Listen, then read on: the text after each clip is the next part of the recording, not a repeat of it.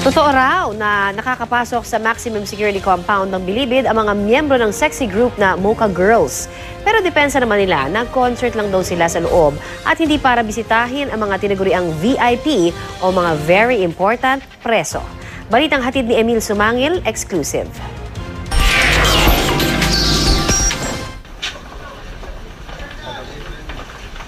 Noong una'y magagarbong kubol na nakulingan ng iligal na droga at pera at mga kontrabando. Meron pang kubol na mistulang recording studio at spa.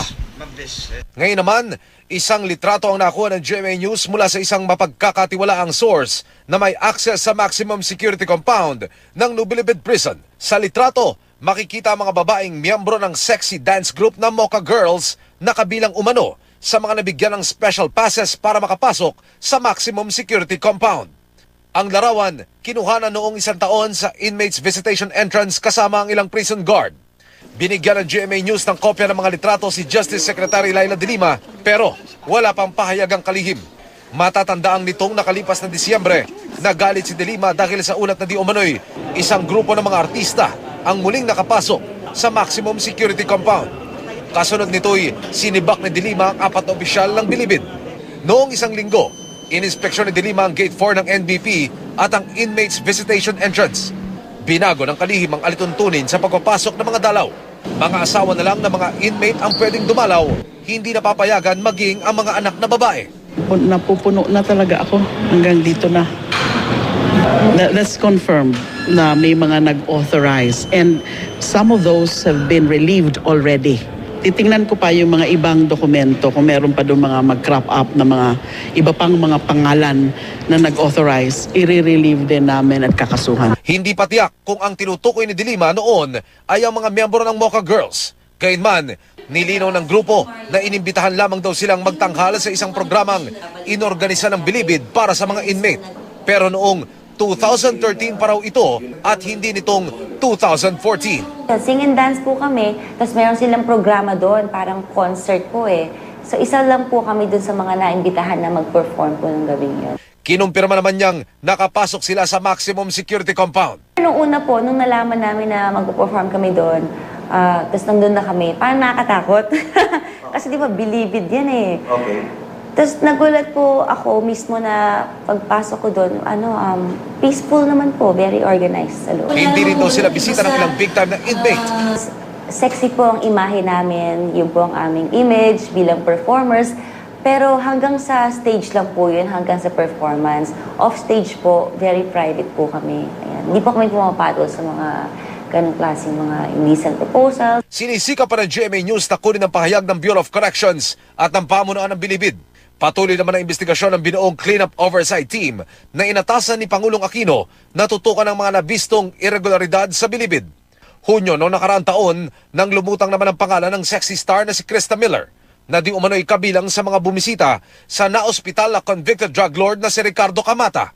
Tinukoy ng isang opisyal ng Bucor si Miller na isa umano sa 3 babaeng nakunan sa CCTV camera ng Metropolitan Hospital sa Maynila na naging bisita ni Camata May 31 noong 1 taon. Pero nilinaw ni Miller na binisita niya si Camata dahil binebentahan daw niya ito ng condominium. Naging kontrobersyal ang pagkaka-ospital ni Camata dahil nabistong wala palang pahintulot ang DOJ na ilabas siya sa Bilibid. Dahil sa kontrobersya, sinibak noon sa pwesto ang ilang opisyal ng Bilibid at 12 jail guards. Emil Sumangil, GMA News. Access sa maximum security compound ng Nubilibid Prison. Sa litrato, makikita ang mga babaeng miyembro ng sexy dance group na Mocha Girls na kabilang umano sa mga nabigyan ng special passes para makapasok sa maximum security compound. Ang larawan, kinuhanan noong 1 taon sa inmates visitation entrance kasama ang ilang prison guard. Binigyan ng GMA News ng kopya ng mga litrato si Justice Secretary Laila De Lima pero wala pang pahayagang kalihim. Matatandaang nitong nakalipas na Disyembre, nagalit si De Lima dahil sa ulat na di umano'y isang grupo ng mga artista ang muling nakapasok sa maximum security compound. Kasunod nito'y sinibak ni De Lima ang 4 na opisyal ng Bilibid. Noong 1 linggo, ininspeksyon ni De Lima ang Gate 4 ng NBP at ang inmates visitation entrance. Binago ng kalihim ang alituntunin sa pagpapasok ng mga dalaw. Mga asawa na lang ng mga inmate ang pwedeng dumalaw, hindi napapayagan maging ang mga anak na babae. Napupuno na talaga ako hanggang dito na. That's confirmed na may mga nag-authorize and some of those have been relieved already. Titingnan ko pa yung mga ibang dokumento kung meron pa doon mga mag-crop up na mga iba pang mga pangalan na nag-authorize, i-relieve din namin at kakasuhan. Hindi pa tiyak kung ang tinutukoy ni Dilima noon ay ang Totoo raw na nakakapasok sa maximum security compound ng Bilibid ang mga miyembro ng sexy group na Mocha Girls.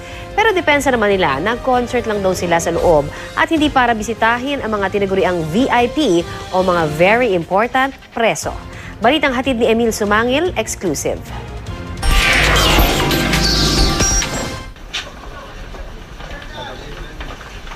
noong unay magagarbong kubol na nakulingan ng iligal na droga at pera at mga kontrabando.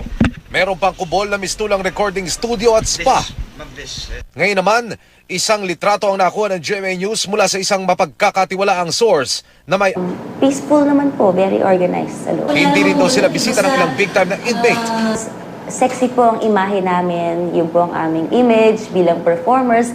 Pero hanggang sa stage lang po yun, hanggang sa performance. Off stage po, very private po kami. Ayan. Hindi po kami pumapatol sa mga ganong klaseng mga indecent proposals. Sinisika pa ng GMA News na kunin ang pahayag ng Bureau of Corrections at ng pamunuan ng Bilibid. Patuloy naman ang investigasyon ng binuong Cleanup Oversight Team na inatasan ni Pangulong Aquino na tutukan ng mga nabistong irregularidad sa Bilibid. Hunyo noong nakaraang taon nang lumutang naman ang pangalan ng sexy star na si mga miyembro ng Mocha Girls. Gayunman, nilinaw ng grupo na inimbitahan lamang daw silang magtanghala sa isang programang inorganisa ng Bilibid para sa mga inmate. Pero noong 2013 pa raw ito at hindi nitong 2014. Sing and dance po kami, tapos meron silang programa doon, parang concert po eh. So isa lang po kami doon sa mga naimbitahan na mag-perform po ng gabing yun. Kinumpirma naman niyang nakapasok sila sa maximum security compound. Noong una po, nung nalaman namin na mag-perform kami doon, tapos nandun na kami, parang nakakatakot. Kasi di ba, Bilibid yan eh. Okay. Tapos nagulat po ako mismo na pagpasok ko doon,